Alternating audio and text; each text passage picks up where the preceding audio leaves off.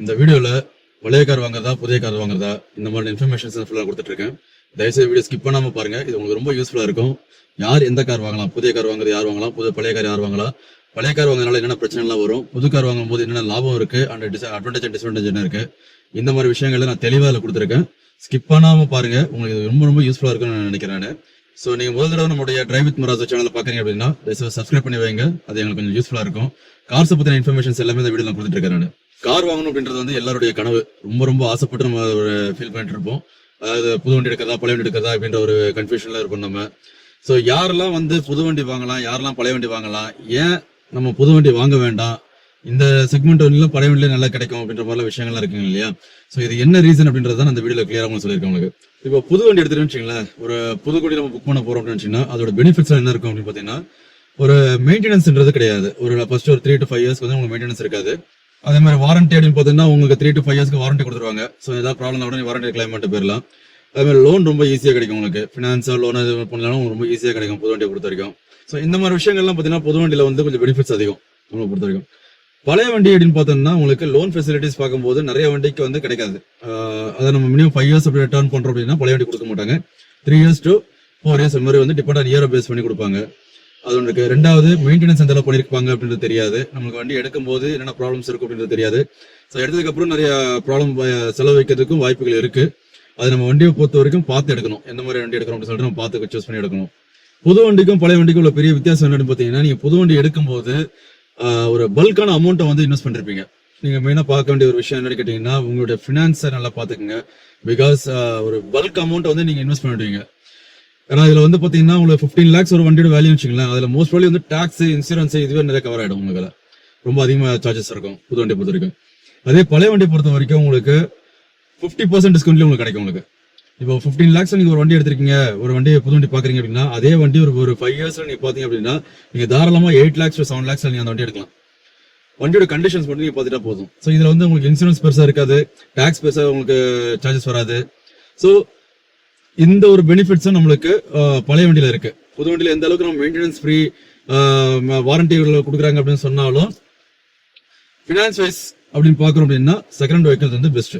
ஏன்னா புது வண்டியை பொறுத்த வரைக்கும் நம்ம வண்டி வாங்குறோம்னு வச்சுங்களேன், வாங்கும்போது வாங்கி அடுத்த நாளே 10 to 15% வந்து டிப்ரிசியேஷன் ஆயிடும்.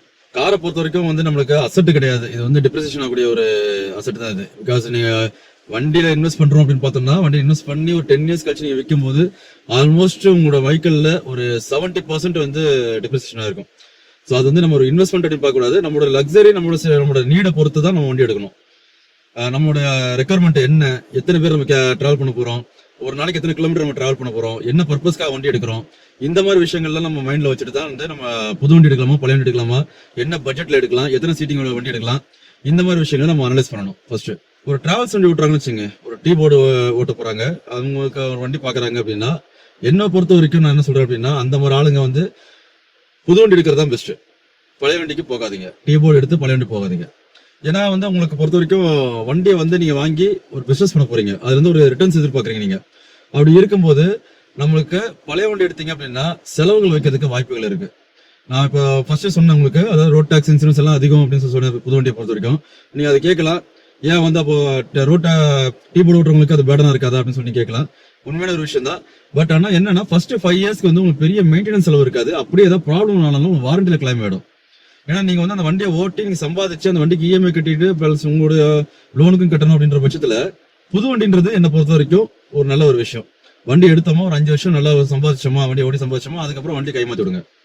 ஏன்னா பல வண்டி எடுத்துட்டு அதுல வந்து ப்ராப்ளம்ஸ், நீங்க வண்டி ஒரு 500 கிலோமீட்டர் வண்டி ஓட்டிருப்பீங்க, திரும்ப பிரேக் ஷோ போயிடும், அதுக்கப்புறம் 500 கிலோமீட்டர் ஓட்டுறீங்க, இன்ஜினியர் ப்ராப்ளம் இருக்கும். இந்த மாதிரி ஒரு ப்ராப்ளம் வந்துட்டே இருந்தா நீங்க செலவு பண்ணிட்டே இருந்தீங்க அப்படின்னா அது எப்படி நீங்க சம்பாதிப்பீங்க? புது டீ போர்டு ஓட்டுறவங்க புது வண்டி எடுங்க.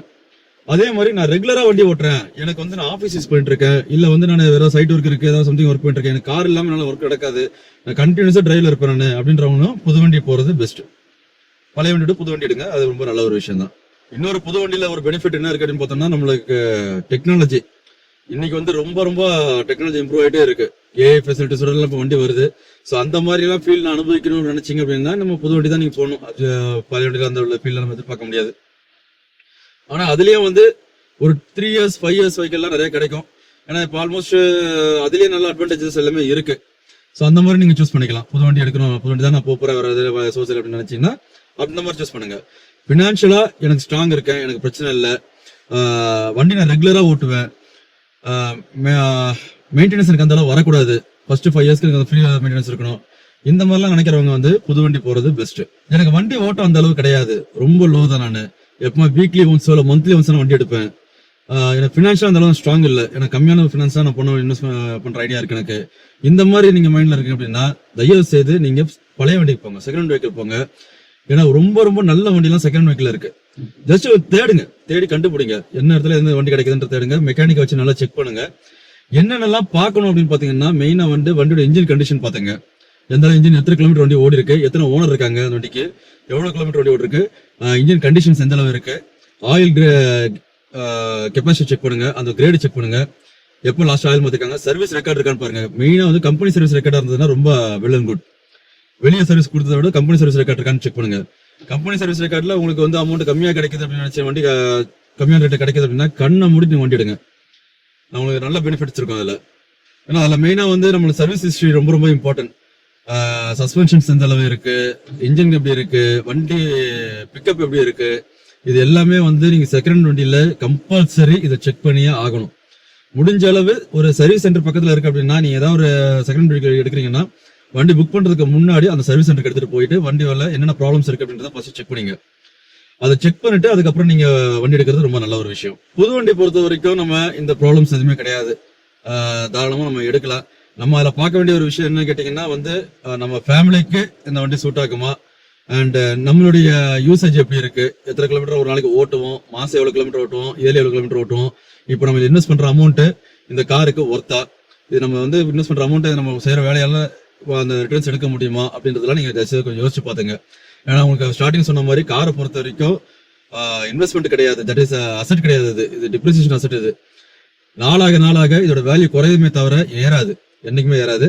அதனால புது வண்டி எடுக்கிறதுக்கு முன்னாடி 1க்கு 4 தடவை செக் பண்ணிட்டு எடுக்கிறது நல்லது. நிறைய பேர் வந்து லக்ஸரி கார் வாங்கணும்னு ஒரு ஆசை இருக்கும், BMW, பென்ஸ், ஆடி இந்த மாதிரி வண்டி எல்லாம் எடுக்கணும்னு சொல்லிட்டு ஒரு ஆசை இருக்கும்.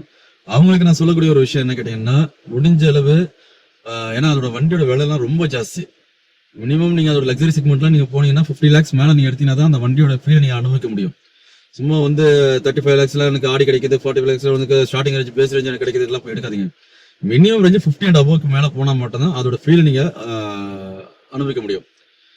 ஸோ அந்த மாதிரி ஆளுங்கள்லாம் வந்து நான் என்ன பொறுத்த வரைக்கும் நான் என்ன சொல்றேன்னு கேட்டீங்கன்னா அந்த செக்மெண்ட் வண்டிலாம் 3 years 5 yearsல நல்ல ரேட்டு கிடைக்கும். நார்மலா பாத்தீங்கன்னா நார்மல் காரை பொறுத்த வரைக்கும் ஒரு 20% 30% டிப்ரெஷன் ஆகுது அப்படின்னா இதே லக்ஸரி செக்மெண்ட் பொறுத்த வரைக்கும் 40 to 50% வரை டிப்ரெஷன் ஆகும். ஏன்னா அதுல வந்து பையர் ரொம்ப கம்மி. மற்ற கார் வாங்குறதுக்கு நிறைய பேர் ஆள் இருப்பாங்க, ஆனா இந்த மாதிரி வந்து ஹையர் ரேஞ்ச் காரை பொறுத்த வரைக்கும் லிமிடெட் ஆளுங்க மட்டும் தான் இருப்பாங்க. ஸோ அதனால வந்து உங்களுக்கு டிப்ரெஷன் ரொம்ப அதிகம். அதில் அந்த மாதிரி வண்டி நீங்க ரொம்ப ஈஸியா தரலாம். எனக்கு என்னோட நாலேஜுக்கு நான் பார்த்தீங்கன்னா BMW, பென்ஸ்லாம் வந்து எனக்கு தெரிஞ்சு 20 lakhs 15 lakhsக்குலாம் வண்டி கிடைச்சிருக்கு.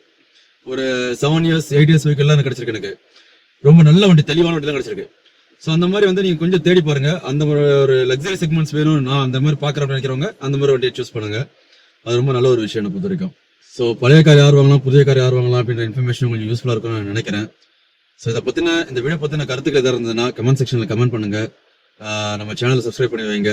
இதை போல வீடியோக்கள் நிறைய நான் கொடுத்துட்டு இருக்கேன். ஸோ நெக்ஸ்ட் வீடியோ பார்க்கும் வரை உங்களிடம் விடைபெறுவது உங்களோட புதுராஜ். பாய்.